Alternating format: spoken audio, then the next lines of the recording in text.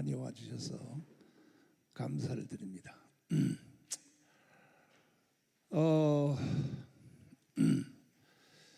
저는 이 대한민국이 희망이 없다고 생각합니다. 왜냐하면 김대중, 노무현, 문재인이가 낮은 단계 연방제를 평양 가서 서명하고 왔어요. 3대 좌파 대통령이. 그걸로 끝난 겁니다.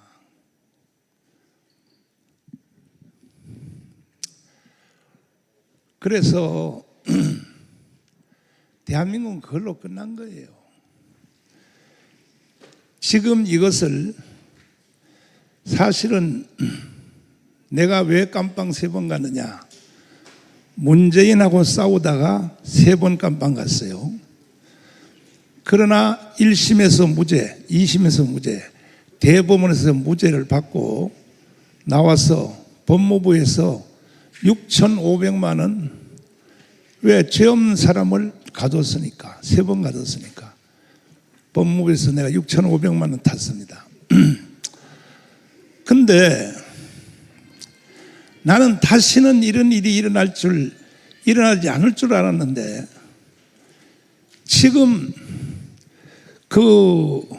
이재명 대통령이 하는 것을 보면 이거는 완전히요 정상이라고 볼 수가 없습니다. 나 기자 여러분들에게 한번 물어보겠습니다. 낮은 연방대로 가면 돼요? 아니, 뒤에 있는 저 관객들 말하지 말고 기자들이 한번 대답해 보라고. 낮은 단계 연방제로 가면 돼요? 가면요, 기자들 여러분들은 바로 처형돼 버려요. 제일 먼저 처형될 사람은 누구냐? 종교인이요, 종교인. 특별히 기독교. 그래서 나는 문재인하고 싸운 거야. 왜 낮은 단계 연방제를 서명하고 왔냐 이 말이야. 그리고 또 노무현은 한술 더 떠서 평양 가서 NLL 바다 경계선 NLL을 미군이 일방적으로 그었기 때문에 이거는 북한에게 돌려줘야 된다, 이렇게 서명을 하고 온 거예요. 좌파 대통령들은요 대한민국을 위해서 일한 게 하나도 없어요. 다 북한만 위해서 일하는 거야. 그 다음에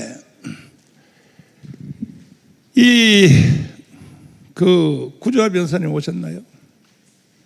안 오셨나요? 제일 심각한 것은 뭐냐? 문재인이가 영상에 다 나와요. 도보 다리에서 김정은이하고 둘이 도보다리에서 바깥으로 나와서, 여기 그림 나오잖아요. 보세요. 도보다리에서. 여기서 뭘 넘겨줬냐? USB를 넘겨줬어요. USB를. 그래서 우리는 이 USB 내용 안에 뭐가 있는지 구조화 변호사님을 통하여 윤석열 대통령 시절에 통일부 장관은 우리 편이니까 USB 내용을 공개하라 하고 소송을 했어요. 소송을 했는데 거기서 윤석열 대통령의 통일부 장관 쪽에서 뭐라고 말하냐? 국가 기밀이 너무 심각하므로, 기자 여러분 잘 좀 공부 좀 하세요.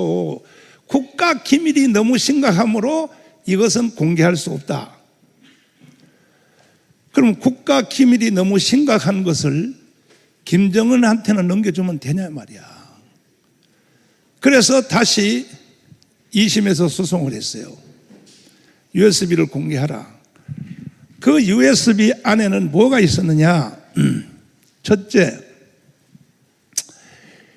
세계 제1의 기술인 원자력 발전소 설계도가 그 안에 있었던 거야.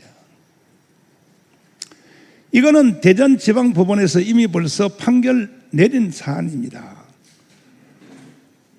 이게 그대로 진행했으면 문재인은 원자력 발전소를 폐기한다고 해놓고 그 설계도를 북한한테 왜 넘겨주냐 말이야, 김정은이한테.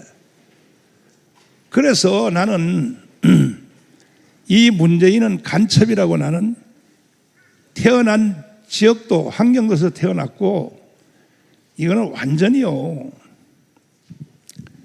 난 간첩이라고 의심하는 겁니다. 지금도 나는 간첩이라고 의심하는 겁니다, 문재인은. 그래서 이것을 그대로 진행했으면요, 우리가 국가 예산에 비해 2,000조를 벌 수 있었어요. 2,000조를. 그 윤석열 대통령이 대통령 되니까 원자력 발전소를 다시 가동하겠다, 이렇게 또 나온 거예요. 그래서 대법원까지 다 이겼어요. 구조열 변호사님이 USB를 공개하라. 그 대법원까지 이겼으면 대법원이 USB를 공개해야 될 거 아닙니까? 근데 아직도 안 해요, 조희대가. 그래서 나는 대한민국은 끝났다고 생각하는 겁니다. 6.25를 통해서 경험한 바에 의하면 제일 먼저 인민군이 서울을 장악하고 난 뒤에 기독교인들을 제일 먼저 처형했습니다. 그 다음에 전라도를 훑으면서 전부 전라도에 기독교인들을 다 죽였습니다. 두 번째는 누구냐? 두 번째는 언론인입니다. 언론인. 여러분들은 연방제로 북한으로 가면 반드시 당신들은 처형이 될 겁니다. 이러한 근본적인 원인을 언론에서 보도도 안 하고, 그래서 내가 오늘 특별 기자회견을 하는 거예요. 사실은 제가 서울경찰청에 불려갔을 때 앞에서 40분 동안 설명을 했어요. 제가 40분. 그런데도 MBN, 그 다음에 또 조선TV, 그 다음에 또 이 몇 개 TV만 풀로 다 중계를 했더라고요. 근데 MBC, 이 사람들은 뭐라고 보도했느냐? 내가 그 좌파 빨갱이가 나를 욕했기 때문에 내가 그래서, 야, 이 자식아, 일로 와, 너. 요 말만 보도하는 거야, MBC는. MBC 오늘 왔어요? 아니, 근데 물론 일선 기자들은요, 편집권이 없기 때문에 편집실에서 다 그래서 하겠지만은, 여러분도 보면 내가 불쌍한 거야. 왜? 죽도록 취재해가지고 가지고 가봤자 편집실에서 삐뚤어 버리니까. 근데 내가 마지막 경고했잖아요. 절대로 삐뚤면 안 된다라고 MBC 기자한테 말을 했단 말이야. 근데 MBC가 또 삐뚤어가지고 말이야, 뭐 날 보고 무슨 뭐 급발진했다. 급발진이요? 정신들 나간 소리하고 앉았어요. 아니, 난 여러분들을 책망할 마음은 없는 거야. 여러분들이 무슨 편집권이 있겠어요? 오늘도 여러분이 취재해가지고 가져가면, 갖다가 편집실에 갖다 주면 또 편집실에서 조작을 또 하겠죠. 그래서 조선TV하고 그 다음에 MBN하고 H채널은 풀로 중계방송을 다 했더라고요. 내가 서울 경찰청에 조사받으러 갈 때 40분 동안 내가 설명을 했습니다. 그걸 다 했더라고요. 그래서 그러나 정말 JTBC 차라리 중국 돈 1,000억 빌려서 할 바에는 폐간하십시오. 폐간해요. 폐간하시라고요. 지금 나라의 운명이 어떻게 된지도 모르고 말이야. 그래서 첫 번째로 국민 저항권에 대해서는 우리 헌법학자 제1호 김학성 교수님이 잘 아심으로 김학성 교수님을 통하여 국민 저항권이 뭔지를 아셔야 됩니다. 언론인 여러분들도 이걸 모르면 안 돼요. 국민 저항권이 뭔지를. 자, 설명 한번 해 주십시오.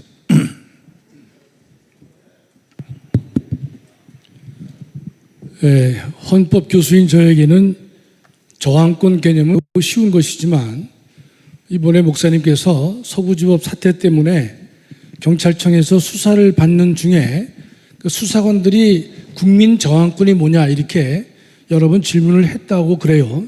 그래서 제가 여러분께 이 국민 저항권에 대한 본질과 내용들을 좀 간단하게 소개를 해드리겠습니다. 우리가 국가가 어떻게 만들어졌느냐? 국가는요, 소속 국민들의 합의로 국가가 만들어진 것입니다. 만들어진 이후에는 국민들은 권력 담당자에게 일정한 권한을 위임을 합니다. 우리 헌법상 대통령에는 5년간 권한을 위임하고 있고 국회의원들에게는 4년간 위임을 하고 있죠. 그런데 국가 권력 담당자들이 권한을 위임한 위임과 신뢰의 범위를 벗어나는 일을 했을 때는요, 그 위임 계약을 취소할 수가 있다고 보는 것입니다. 그 위임 계약의 취소를 다른 말로 표현하면 저항권 행사가 되는 것입니다. 우리가 역사적으로 보면요, 수없는 인류는 저항권 행사를 해왔죠. 영국의 명예혁명, 미국의 독립전쟁, 프랑스 혁명 할 것 없이 한때 군주 국가였던 것들이 공화정으로 바뀔 때는 반드시 저항권이 있었습니다. 혁명이 같이 수반됐다 이 뜻입니다. 이건 역사적 사례가 되는 것이죠. 우리나라의 경우를 보면 우리나라 헌법은 4.19 민주이념이라는 말을 쓰고 있지만 3.1운동이라고 되어 있어요. 그러나 대한민국 헌법 초안에는 3.1운동이라는 말을 쓰지 않았고 3.1혁명이라고 했던 것입니다. 즉 일제강점기 동안에 우리가 온 국민들이 저항했던 3.1운동을 우리가 3.1혁명이라고 헌법 초안에 언급을 했었는데 최종적으로는 혁명이라는 단어보다는 3.1운동으로 하자. 그래서 혁명 대신에 3.1운동이라는 용어가 헌법에 정착된 것입니다. 그러면 우리 헌정사를 보더라도 우리 국민들은 일제에 대해서 저항권, 즉 혁명을 우리가 시도했던 것이고 혹자는 실패했다고 하지만 제가 볼 때는 그것 때문에 상해에 임시정부가 만들어지는 그러한 성과를 우리는 거뒀다라고 보는 것이죠. 두 번째가 4.19 혁명인데 불의에 항거한 4.19 민주이념을 계승한다. 여기서 불의에 항거하는 이 뜻은 4.19가 불의에 항거했다고 하는 역사적 사실만 기억하라는 것이 아니라 지금도 불의가 있다면 모든 국민들은 항거해야 된다. 그와 같은 명령을 헌법은 담고 있는 것입니다. 또 이 저항권에 대해서 많은 분들이 오해를 하고 있는데 저항권은 헌법이 인정한 권리가 아니냐 이런 말을 많이 하는데 그거는 전혀 성립하지 않습니다. 저항권은 우리 헌법이 또는 다른 나라 헌법이 인정하고 있기 때문에 허용되는 기본권이 아니에요. 저항권의 본질은 헌법에서 언급을 하건 하지 않건 이 저항권은 헌법이 주는 것이 아닌 천부인권, 하늘이 인간에게 부여한 권리가 바로 저항권이 되는 것입니다. 저항권의 법적 성격을 보면 초헌법적인 기본권이다. 헌법을 뛰어넘는 기본권이다. 그렇기 때문에 목사님께서 저항권은 헌법 위에 자리 잡은 권리다라고 말씀하시는 이유는 저항권의 본질은 헌법에서 인정하고 있기 때문에 비로소 행사하는 권리가 아니라 헌법과 무관하게 국가와 무관하게 하늘로부터 받은 인간의 권리가 최종적 권리가 저항권이기 때문에 헌법의 근거를 따지지 않는다 이런 뜻입니다. 그다음에 지금 여러분께 제가 또 말씀드리려고 하는 것은 작년 12월 3일 윤석열 대통령이 비상계엄을 선포했어요. 선포하니까 많은 이재명 일당들은 내란이라고 규정을 해요. 비상계엄 선포와 내란은 전혀 요건이 다른 겁니다. 간단하게 설명을 드릴게요. 비상계엄은 헌법 77조에 의해서 대통령이 발할 수 있는 고유 권한이 되는 것입니다. 헌법은 대통령이 전시, 사변, 기타 이에 준하는 국가 비상사태가 발생할 경우에는 대통령은 계엄을 선포할 수 있다. 이렇게 헌법이 말하고 있습니다. 그러면 그 계엄을 선포할 수 있는 상황에 속하는지 안 하는지 상황 요건의 판단도 누구한테 맡겨져 있느냐? 대통령에게 맡겨져 있는 것입니다. 물론 지금 내란 재판 속에서 대통령이 비상계엄을 절차와 방법을 제대로 준수했느냐 못했느냐 가지고 다투고 있는 것이지만 여러분께 분명히 말씀드리지만 대통령이 행한 비상계엄이 백보양보에서 절차상 하자, 국회 통지 생략 이런 등등의 하자가 있을 수는 있어요. 그러나 그것은 바로 내란으로 이어질 수가 없는 것입니다. 그거는 대통령의 직권남용에 불과한 것입니다. 그러면 여러분 알다시피 대통령은 직권남용을 했다 하더라도 현직 대통령에 대해서는 형사상 소추의 특권이 있기 때문에 책임을 물을 수가 없는 것이 여러분 잘 아시잖아요. 대통령은 내란이나 외환죄만 재직 중에 책임을 물을 수 있는 것이지 다른 일체 범죄는 책임을 물을 수가 없다고 헌법은 분명히 말하고 있는 것이. 그러면 윤석열 대통령의 12.3 비상계엄이 절차상에 미흡한 점이 있고 방법에 미흡한 점이 있다고 하면 그것은 직권남용에 해당하는 것이지 바로 내란죄로 이어질 수가 없는 것입니다. 그러나 대한민국 전복 세력인 이재명 일당들은 바로 반란이다, 내란이다, 내란이라고 규정하면서 국가 반란을 획책한 것이 바로 전 이재명 일당이라고 저는 확신하고 있는 것입니다. 내란죄는 뭐냐? 우리 형법에 나와 있어요. 국헌문란의 목적을 가지고 폭동을 일으킨 자라고 되어 있습니다. 그러면 국헌문란이 뭐겠는가? 폭동이 뭐겠는가? 이미 대법원 판례가 확립되어 있습니다. 지금까지의 대법원 판례를 보면 국헌문란은 적어도 국회를 한 달 반 이상 장기 봉쇄를 해서 기능을 하지 못하게 했을 때 국헌문란에 해당한다는 대법원 판례가 있는 것이고, 두 번째 폭동은 뭐냐? 단순한 폭행이 아니라 한 지방자치단체 또는 일정한 큰 지역의 안전을 완전히 저해할 정도의 폭력 행사가 있을 때 그걸 폭동이라고 한다라고 대법원 판례는 말하고 있는 것입니다. 앞으로 그 대법원 판례가 바뀔 수도 있어요. 그러나 헌법 교수 입장에서는 지금까지의 법률과 지금까지의 대법원 판례를 가지고 제가 말할 수밖에 없는 것이죠. 그러면 여러분 스스로 한번 자문자답을 해보시기 바라요. 이번 사태 때 한 지역 전체, 여의도면 그 영등포구 전체의 안전을 해할 정도의 폭동이 있었습니까? 그거 한 가지 없으면 내란은 성립하지 않는 것이. 두 번째, 국헌문란이라는 말은 헌법기관의 기능을 저해하는 것인데, 못하게 하는 것인데, 예컨대 이번 사태에서 그런 일이 있었느냐? 보통 내란이 되기 위해서는요, 권력을 갖지 못한 자가 대통령을 강제로 끌어내려서 자신이 그 자리를 차지하려고 한다든지, 국회를 완전히 마비시켜서 자신들의 권력을 쟁취하려고 했을 때가 국헌문란의 목적이 되는 것입니다. 따라서 이번 내란 재판에 있어서는요, 두 가지 요건 중에서 폭동은 전혀 있지 않았다는 것이에요. 지금까지 대법원 판례에 의한다면. 제가 그래서 작년 12월 3일 이후에 저는 뭐라고 얘기를 했느냐? 내란에 내자도 꺼내지 말라라고 제가 제일 먼저 이야기를 했습니다. 왜냐? 내란의 법률 요건에 해당하지 않기 때문에 그런 것이에요. 제가 자신 있게 얘기를 했죠. 목사님께서는 자신이냐? 자신 있다고 얘기를 했어요. 지금도 그 소신에는 조금도 변화가 없습니다. 두 번째, 정치권에서는 친위 쿠데타라는 말을 써요.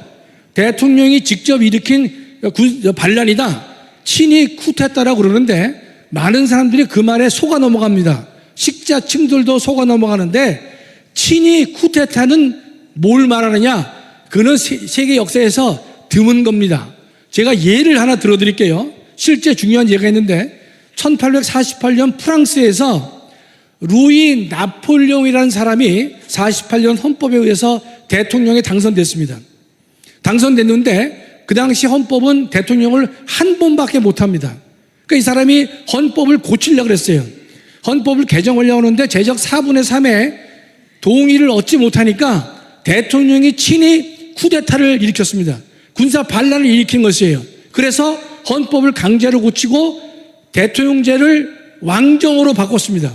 왕정으로 바꾼 다음에 이 인간이 다시 왕에 등극하게 되는 것입니다. 그러니까 본인이 대통령이었었는데 한 번밖에 못하니까 헌법을 고치려고 했어요. 헌법이 고쳐지지 않으니까 힘을 통해서 반란을 일으켜가지고 헌법을 고칩니다. 고쳐서 왕정체제를 만든 사람이 여러분 메모를 해보세요. 루이 나폴레옹입니다. 그 인간은 왕이 된 다음에 18년간 프랑스의 왕이 됐어요. 그러다가 그 유명한 보불 전쟁, 독일과 그 당시에는 이제 프로이센인데 독일과 프랑스가 보불 전쟁을 합니다. 그때 루이 나폴레옹이 적국의 프로이센의 포로가 됩니다. 그래서 그 제2 왕정이 프랑스에서는 문을 닫게 되는 것입니다. 그런 것을 친위 쿠데타라고 하는 것입니다. 다시 우리 사건으로 돌아와 보면 윤석열 대통령이 대통령을 한 번밖에 할 수 없는데 만일 내가 한 번 더 해야 되겠다라는 마음을 가지고 헌법을 고쳐서 중임할 수 없는 것을 한 번 더 하려 하기 위해서 계엄을 선포하고 군대의 힘을 이용해서 그렇게 시도를 했다고 한다면 그것은 친위 쿠데타라고 볼 수가 있습니다. 그러나 그런 경우에 전혀 손끝만큼도 해당하지 않기 때문에 친위 쿠데타라는 말을 써서도 안 된다고 제가 말씀드릴 수가 있는 것입니다. 그렇다면 정리하겠습니다. 저항권은 국민의 권리가 아니라 인간의 권리입니다. 국가가 폭력을 행사했을 때는요, 누구든지 언제든지 어디서든지 국가 권력에 맞설 수 있는 권리가 바로 저항권이 되는 것이에요. 그 저항권은 대한민국 헌법이 부여한 권리가 아닙니다. 그는 하늘로부터 받은 천부 인권이다, 이렇게 보는 것이죠. 따라서 우리는 이재명 정권이 갖고 있는, 향하고 있는 입법 독주, 도저히 제가 헌법 교수로서 이제껏 이와 같은 어마무시한 입법 독주를 제가 예상하지도 못했는데 마구잡이를 하고 있는 것이죠. 입법부와 행정부가 하나가 되니까 우리 국민의 자유와 권리가 상실되는 것입니다. 그렇기 때문에 광화문 애국 세력들은 이와 같은 정권의 폭주를 우리는 중단시켜야 될 것이다, 싸워야 될 것이다. 그래서 국민 저항권을 가지고 우리는 맞서서 잘못된 국가 권력을 상대로 싸움을 하는 것이고, 두 번째, 윤석열 대통령의 비상계엄에 하자가 있다 하더라도 그것은 직권남용에 불과한 것이고, 직권남용은 현직 대통령에게 책임을 물을 수 없음에도 불구하고 공수처가 나서서 수사를 했기 때문에 공수처의 수사가 불법인 것이고, 공수처의 기소권은 현직 판사, 검사, 경무관급 이상의 경찰, 공무원 세 파트에 대해서만 기소권이 되어 있는데 대통령을 기소했단 말이죠. 그렇기 때문에 우리는 공수처의 수사도 위법이고 공수처의 기소도 불법이다, 이렇게 저희는 확신을 가지고 우리 국민들 갖다가 계몽시키고 이끌어가고 있는 것입니다. 또 친위 쿠데타 말씀드렸죠. 친위 쿠데타의 치의자도 성립하지 않음에도 불구하고 그걸 친위 쿠데타라고 호도하고 있지만, 많은 사람들이 거기에 넘어가고 있지만 저는 도저히 찬성할 수 없는 것이다. 또 비상계엄은 대통령에게 부여된 고유고난인 것인데 거기에 대해서 바로 즉시 내란이다, 이렇게 선동을 하면서 지금 예컨대 내란몰이를 1년째 하고 있는 것이죠. 1년째 내란몰이를. 그러나 법원이 올바른 판단을 해줄 것으로 저는 믿고 있지만, 그러나 우리의 양심상, 우리 또 합리적인 상식에 의해서 봤을 경우에 비상계엄 선포에 하자가 있다 하더라도 직권남용에 불과한 것이지 바로 내란으로 이어질 수는 결코 없는 것이고, 당시에 폭동도 없었고 대통령이 자신이 대통령 자리에 있는데 무슨 또 다른 대통령 자리를 탐하겠습니까? 탐할 수가 없는 것이죠. 그렇기 때문에 친위 쿠데타도 성립하지 않는 것이다. 그래서 여러분들, 우리 기자 여러분들이 다 똑똑하신 분들이지만, 그러나 정확히 이 저항권과 친위 쿠데타와 비상계엄의 본질과 내란의 성격을 구별하지 못할 때가 많이 있기 때문에 제가 나서서 한 말씀 드렸습니다. 감사합니다. 잠깐만요. 마이크 드세요. 긴 설명을 해주셨는데 예. 아는 것이 너무 많은 분들은요 설명이 복잡해요. 기자님들도 다 이해 못했을 거야. 근데 쌈박하게 네. 이 그 국민 저항권이 네. 실감 있게 제대로 집행된 것은 4.19와 5.16때가 맞아요? 5.16은 정확히는 이제 국민 저항권 행사는 아니고요. 그건 혁명권 행사라고 해야 됩니다, 목사님. 그렇죠. 그러니까 우리 헌정사에서는 저항권 행사는 3.1운동 네. 하고 4.19 네. 그것이 가장 맞습니다. 예. 그때 이승만 대통령은 단독 후보였었는데도 네. 자진하야했지 않습니까? 3.15 부정선거라고 하지만 대통령 선거는 한 분만 나왔기 때문에 네. 부정의 그 흔적이 없고요. 네. 그 부통령 네. 선거에서는 이제 부정을 많이 했습니다. 이기붕 부통령 선거를 다시 해달라. 그렇습니다. 이게 예. 4.19의 주제였지 않습니까? 그렇습니다. 시작은 그렇게 했죠. 예, 예. 고생하셨습니다. 고생하셨어요. 자, 여러분 다시 말씀드립니다. 대한민국 끝났습니다. 언제부터 문재인이가 또 김대중이가 평양에 가서 연방제 서명의 그 영상 보이시죠? 이걸로 나라 끝난 겁니다.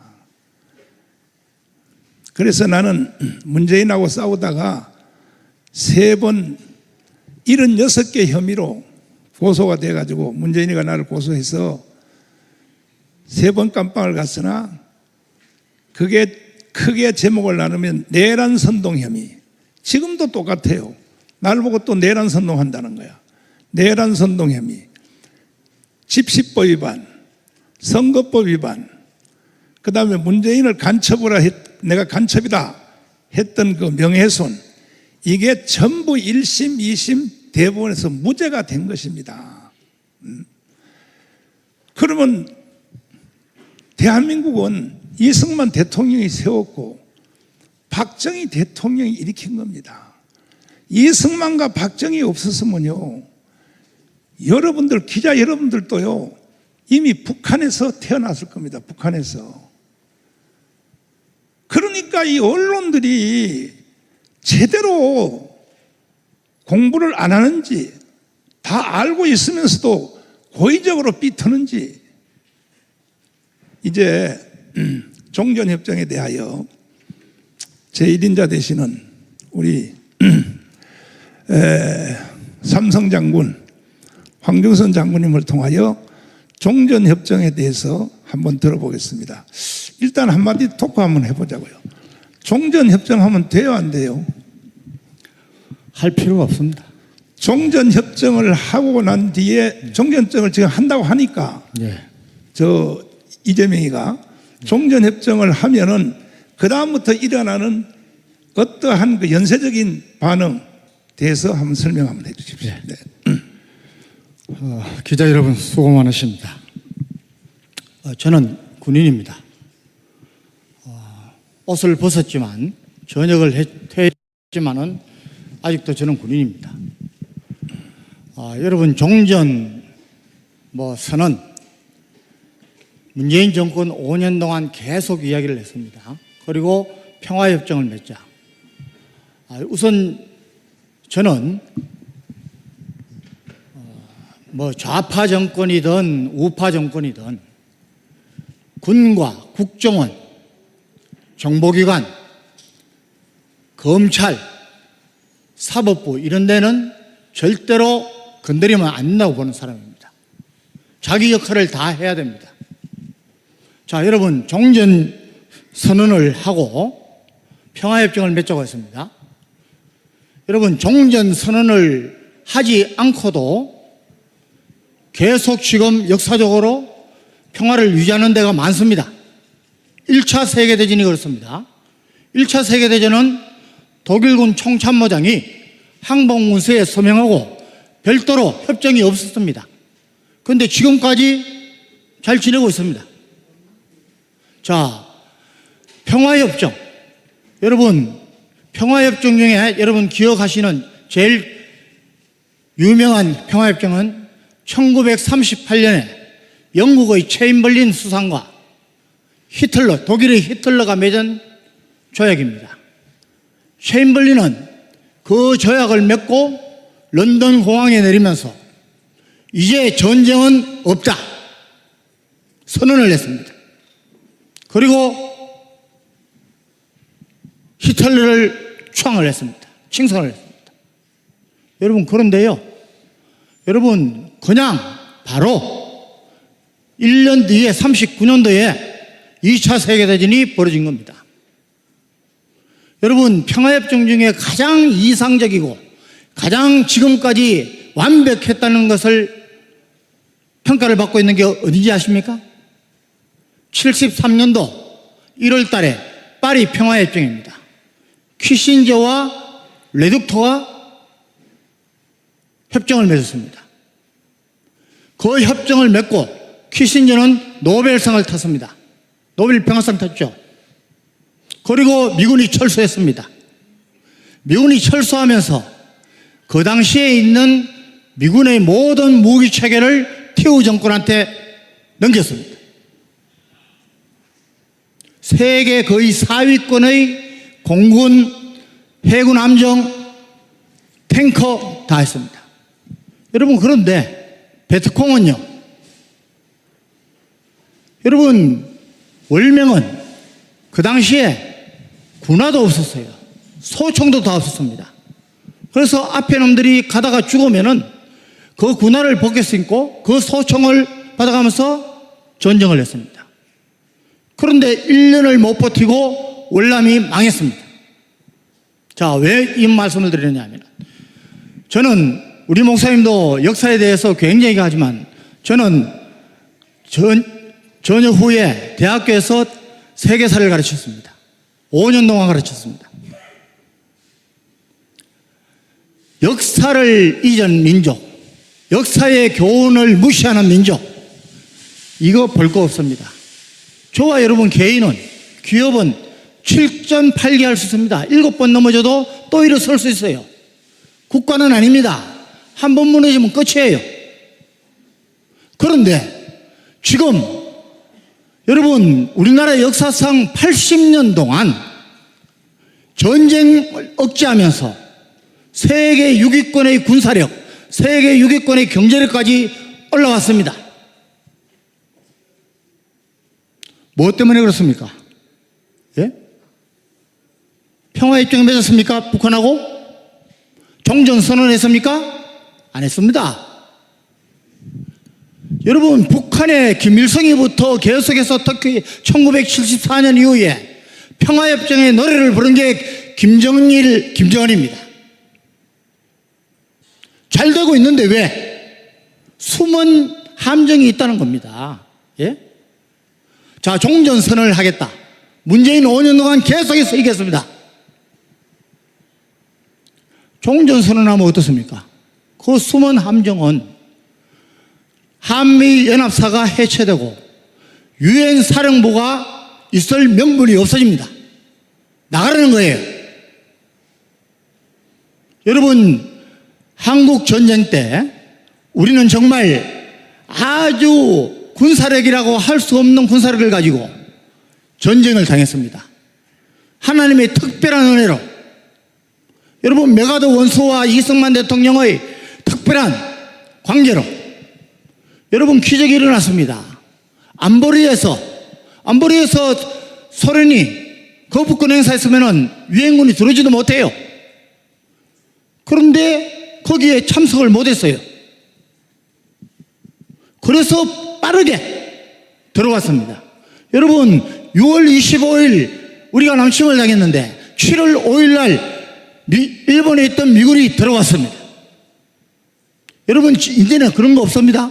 왜? 안전보장 이사회에 러시아와 중국이 있습니다. 이제 다시 이 유엔 사령부가 해체되고 없다면은 유엔군이 오기 전에 전쟁 끝납니다. 잘 되고 있는 걸 왜 이렇게 자꾸 건드리는 겁니까? 예? 그래서 문재인은 역사인식이 없는 떠나이거나 간첩이라는 겁니다. 예? 왜 종전선언을 해야 됩니까? 왜 평화협정해야 됩니까? 아무 역사적인 교훈에도 현재에도 아무런 이익이 없는데 지금 이재명 또 그렇게 하고 있습니다. 예? 여러분, 저는 개인적으로는 120% 문재인도 이재명도 중국과 북한의 지령을 받는다고 생각하는 사람입니다. 아니, 대통령이 되었으면 돼요. 예? 여러분, 군사안보체제는 누구도 건드려서는 안 됩니다. 여러분, 지금 대한민국의 군은 무너졌습니다. 이놈들, 여러분, 지금 여러분 앞에 나타나는 곽종원을 비롯한 이런 똥별 새끼들은 문재인 때 전부 자문 진급한 놈들이에요. 예? 여러분, 우리나라에서 제일 신뢰가 없는 우리나라 국내 조사로는 외국에서 없는 데가 어딥니까? 국회입니다. 국회. 만년 쓰레기 1위예요. 그 중에서도 지금 국회는 정과 33범입니까? 예? 국가보안법 성추행 각각 그 분야에서 교수도 마찬가지고 군도 마찬가지고 검찰도 마찬가지고 판사도 마찬가지고 그 분야에서 평가를 못 받아서 실패하면은 전부 기웃기웃 정치권에 들어갑니다. 이런 나라를 왜 우리가 만들어야 됩니까? 예? 그랬더니 그 국회가 지금 상권 분립을 균형을 맞추고 하려는 국회가 자기들이 선출직이라고 지금 사법부와 행정부를 지금 간섭하고 있습니다. 파기자판 못했더니, 예? 파기자판 했으면 대통령 후보로도 못 나옵니다. 저는요, 제가 정과다면은 어디 남 앞에 나섭니까? 자기 자식한테도 존경 못 받는데. 여러분, 정말 제가 말씀드리겠습니다. 여러분, 우리 기자님들도 언론도 완전히 썩었습니다. 제가 보기에는 언론 노조가 가장 민노총의 전이대 아닙니까? 살아있는 분들이 있어야 돼요. 기자분들이 그런 살아있는 역할을 해야 됩니다. 지금은 아니더라도 나중에 여러분의 자녀, 손주가 여러분을 보고 우리 아빠, 우리 할아버지 나라를 살리는데 목숨을 걸었다고 이런 이야기 들어야 됩니다. 여러분, 군 이렇게 하면 안 됩니다. 여러분, 미사일을 쐈더니, 예? 뭐라고 그랬습니까? 오래 참았다고요? 북한이? 여러분, 지금까지 휴전 이후에 우리는 휴전협정을 위반한 일이 한 번도 없습니다. 북한이 다 도발했어요. 그런데 그런 놈들하고 무슨 평화협정을 합니까? 무슨 종전선언을 합니까? 세계 역사가 말해주는데. 정말 우리 정치권들 정신 바짝 차려주면 좋겠습니다. 정말 이때 말이죠, 자기 자신을 내던져서, 그리고 억울하면은 부정선거, 나는 부정선거로 당선된 사람이 아니다, 야 이거 내거 재검표하자, 앞으로 사전투표 없애자, 수개표하자, 집계하자, 이런 놈이 한 놈도 없습니까? 왜? 예? 여러분, 제가 요즘 국회에 대해서 많이 봅니다. 여러분, 13억 인구인 중국은 인민대회 그 총 숫자가 3,000명입니다. 우리 5천만입니다. 비례로 따지면은 우리는 100명도 많아요. 인도 12억 명입니다. 인도는 한 700명 됩니다. 우리하고 따지면 우리는 81명만 있으면 돼요. 미국 상하형은 700여 명 됩니다. 미국 3억 조금 넘습니다. 우리 국회의원 완전히 3분의 1, 100명 이하로 줄이고 제발 국회의원들 세비, 특권 다 없애야 됩니다. 존경받는 주위로부터, 가정으로부터 존경받는 놈들이 국회에 들어가서 평생 자기가 쌓았던 것을 나라를 위해서 헌신하는 국회가 돼야지. 성추행범, 불륜범, 투자 사기꾼들, 여러분 봉이 김순달들로 울고 가지 않습니까? 대장동, 우리나라 정말 바꾸지 않으면 망합니다. 우리 목사님 말씀하신 대로 망했습니다. 이것을 남이 돈 한 푼 주지도 않는데도 이 교회 보십시오. 그런데 왜 여러분들이 우리 목사님을 욕합니까? 저는 성격이 아주 까다롭습니다. 못됐습니다. 여러분, 저는 마음에 이 사람은 아니라면 말도 걸지 않습니다. 눈도 안 마주칩니다. 제가 2년 넘게 목사님 곁에 있으면서 우리 목사님은 돈에 대해서, 여자 문제에 대해서, 그 외에 어떤 것도, 우리 목사님도 단점이 있어요. 단점이 있어요. 그런데 그런 것에서는 전혀 없습니다. 그래서 제가 여기서 나도 이 큰 예수한국 복음통일, 자유통일 가자고 내가 애쓰고 있는 겁니다. 여러분, 기자 여러분, 눈을 열고 보십시오. 세계 역사를 좀 봐주십시오. 잘 살고 있는 나라를 봐주십시오. 이 나라가 이렇게 가면 되겠습니까? 안 됩니다. 망합니다. 망합니다. 잠깐만요. 잠깐만, 마이크 한번 드렸습니다. 지금 병장들이 월급을 많이 타요? 하사관들이 더 많이 타요? 지금 말이죠. 우선 우리 하사관들이 임기가 남아있는데도 명예전역하는 사람들이 많습니다. 초급 장교들 지원 반으로 줄어들었습니다.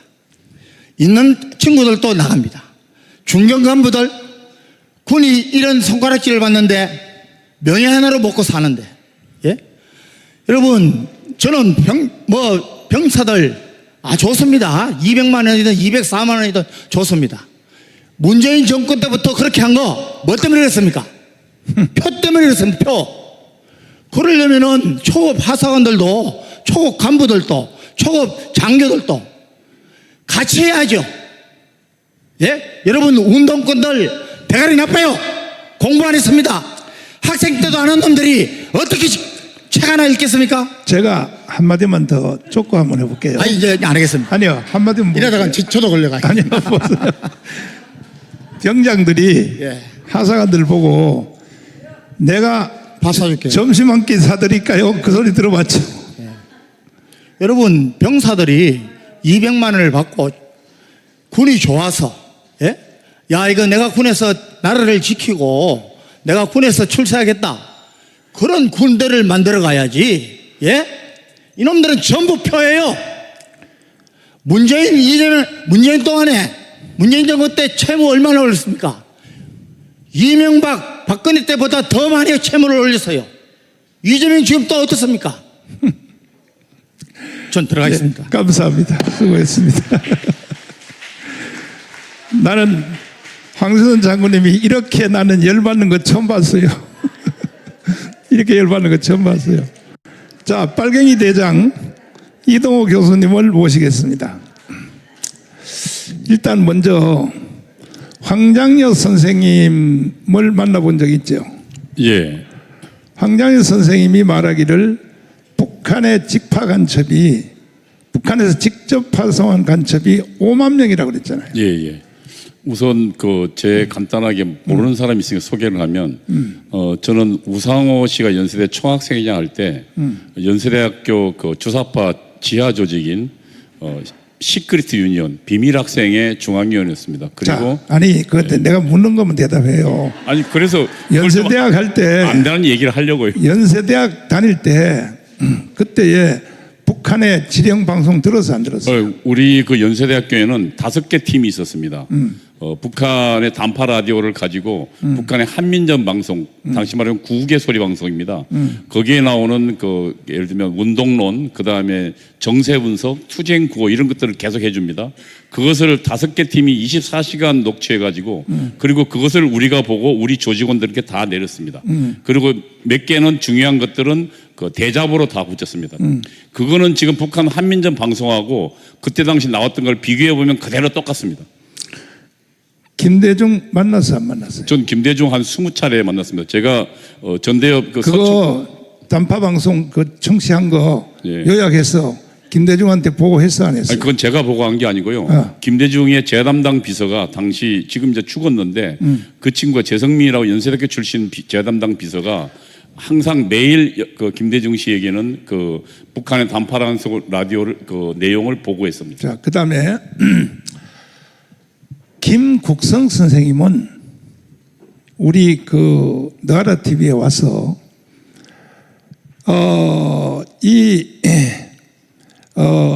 황장엽 선생님은 이것은 행정가이기 때문에 실제 잘 모른다는 거야. 김국성 선생님은 뭐라 그랬냐? 실제 우리 방송에 나와서 뭐라 그랬냐? 국정원에도 내가 간첩 심어놨다. 그 다음에 청와대도 심어놨다. 그리고 직파 간첩이 북한에서 직접 파송한 사람이 15만 명이라고 했잖아요. 아마 그 15만 명. 예, 15명이라 했는데. 근데 이분은 대한민국에다가 간첩을 파송시키는 제1인자예요. 정찰총국 소속이란 정찰총국 말이에요. 소속입니다. 정찰총국. 예, 북한의 이제 국정원 네. 같은 조직의 그렇죠. 예, 실무 책임자였습니다. 근데 이분이 왜 탈북을 했느냐? 장성택 계열에 속해 있다가 장성택이가 처형되니까 자기도 처형되겠다 해서 대한민국으로 오신 분이 김국선 선생님인데 이분은 지금 직파된 간첩이 15만 명이라고 그랬어요. 그리고 국정원에도 내가 심어놨다. 근데 이번에 윤석열 대통령의 그 내란 수괴로 재판받는 중에 예. 드러났어요. 드디어 누가 간첩인지. 이건 말을 할 수는 없어요. 아니 뭐 탄핵 과정을 보면 네. 우선 그 저는 이제 박선원 씨에 대한 아주 많은 의혹이 있습니다. 왜냐하면 지금 박선원 의원은 지금 현재 그 대통령의 비상계엄을 내란으로 만드는 과정에 가장 앞장섰던 사람입니다. 그 사람이 거의 모든 곳에 박선원 씨가 그 공작에 참여했던 흔적들이 나오는데 우선 박선원은 가장 중요한 게 이 사람은 연세대학교 출신이고요. 그 다음에 연세대 운동권 출신은 서클연합회장 출신이고 그 다음에 연세대학교는 삼민투 위원장 출신입니다. 이 삼민투 위원장 시절에 그 서울 미문화원 점거농성을 기획했던 사람입니다. 그리고 이 사람과 당시 동료가 이정훈이라고 1심의 간첩단 사건의 핵심 책임자입니다. 이 이정훈은 고려대 운동권 출신이고 고려대 삼민투 위원장 출신입니다. 자, 그래서 나는 국정원에도 간첩을 심어놨다. 예? 이번에 다 드러났어요. 그 다음에 또 청와대도 심어놨다. 그런데 이 말을 와서 증언을 해주니까 안 믿는 거야. 그래서 열받아서 영국의 BBC에 가서 폭로를 했어요. 대한민국의 모든 부서에 군대도 내가 간첩 심어놨다. 간첩을 파송하는 그 당사자니까. 자, 이제 자유 발언해 주세요. 그 우선 저는 이번 그 탄핵 과정에서 몇 가지 그 기획됐다는 의심을 저버릴 수가 없습니다. 첫 번째, 아까 김학성 그 장로님께서 도대체 계엄과 내란은 연관성이 없다고 말씀하셨습니다. 그런데 이 정권은 그 계엄을 가지고 내란으로 엮어본 경험이 있습니다. 박근혜 대통령 때 지금 방첩사 그 전에 국군 기무사령부입니다. 국군 기무사령부의 기본적인 내란의 그러니까 그 계엄이 시작되면 어떻게 대처하는 계엄 관련 문건이 있습니다. 그 문건을 가지고 박근혜 대통령의 그 기무사령부가 내란을 획책했다고 그걸 고렸습니다. 그러나 그분들은 전부 다 무죄가 됐습니다. 그때 이미 계엄을 내라로 엮어본 경험이 있습니다. 그리고 이 정부가 들어서면서 대통령이 계엄을 시작하자마자 곧바로 내라로 갔는데 그 모든 구석구석에 박선원 씨의 흔적이 보입니다. 우선 저는 박선원 씨가 가장 중요한 건 지금 1심의 간첩단과 연관 의혹입니다. 동아일보가 보도한 적이 있습니다. 그리고 김승규 국정원장이 1심의 간첩단의 핵심 정보들이 대통령실에서 나온다는 걸 확인하고 수사하려가 수사를 못했습니다. 그래서 박선원에 대한 수사는 못했지만 당시에 동아일보가 거기에 대한 보도한 자료가 있습니다. 저는 적어도 이런 의혹을 받는 사람이 승승장구에서 문재인 대통령 때 안보비서관 그리고 그 1심의 간첩단과 내통한 여러 가지 의혹이 있는 사람이 지금 이 정부에 특히 말하면 그 문재인 정부에 들어서서 국정원에 들어가서 기조실장과 그리고 1차장을 했습니다. 홍장원 씨는 바로 그 사람 밑에 있는 사람입니다. 그런데 이번에 보면 정말로 홍장원 메모하고 곽정원 메모인데 이 두 군데에 전부 박선원이 관련되어 있습니다. 저는 확실하게 이 대통령의 계엄을 내란으로 몬 이 공작에는 박선원 씨가 있다고 확신합니다. 그 박선원 씨는 우선 홍장원을 설득했고 그리고 홍장원 메모에 지금 박선원 씨의 필적이 가필된 흔적이 있는데 전혀 조사하지 않고 있습니다. 그리고 곽정근을 협박해서 곽정근은 이미 6일날 하기 전에 그 김병규 인터뷰에 나오기 전에 이미 전날 자기 친구와 통화해서 자기가 협박받고 있다고 이미 이야기했습니다. 그 협박받는 주체는 김병규일까? 저는 김병규 이전에 적어도 박선원 씨와 연합했다고 생각합니다. 그러면 이렇게 해서 저는 대한민국이 지금 정상적인 최고 통치권자의 통치 행위가 내란으로 변질됐습니다. 그 과정에 저는 북한의 공작이 있었다고 확신합니다. 그리고 저는 이 김현지 씨에 대해서도 여러 가지 의혹을 제기합니다. 과거에 성남 시민의 모임 당시에 이재명 대통령과 김현지가 참석했던 3.1절 모임이 있습니다. 그 3.1절 모임에는 거기에는 당시에 2003년도입니다. 2003년도에 북한이 1월 1일자 한민전 지령이 있습니다. 반전평화 민족자주 반전평화 이 지령으로 나가라는 그 지령이 있는데 그 내용과 당시 3월 1일자 앞두고 김현지가 당시의 조직원들에게 당시 성남 시민의 모임 조직원들 그리고 그들에게 내린 문건에는 그 문구가 그대로 들어있습니다. 다시 말하면 저는 이 당시의 성남 시민의 모임은 북한의 지령을 수수하고 지령을 실행하던 그런 실형단체가 아니냐라고 저는 이야기할 수 있습니다. 왜냐하면 과거의 운동권들은 기본적으로 북한의 지령을 수수하고 그 지령에 따라서 행동했던 전력이 있기 때문입니다. 저 또한 그랬고 당시에 전대협 그랬고 한청년 그랬고 당시에 주사파 시민 모임이 전부 그런 식으로 활동했습니다. 그렇기 때문에 저는 과거에 북한의 지령을 따랐던 이재명과 그리고 김현지가 지금 현재 어떠한 입장을 갖고 있는지 저는 매우 그는 이재명은 그 입장을 밝혀야 된다고 생각합니다. 이재명이 시작하자마자 맨 처음에 주한미군에 대한 그 철수를 시사했습니다. 아니 대통령 되자마자 안보를 튼튼한 것이 아니라 북한이 수십 년간 그리고 원했던 주한미군 철수를 주장하고 있다는 것, 이거는 나는 적어도 이재명 씨와 그리고 있는 주변 인물들이 친북적인 사상과 친북적인 내용에 지금도 충실하고 있다는 증거라고 생각합니다.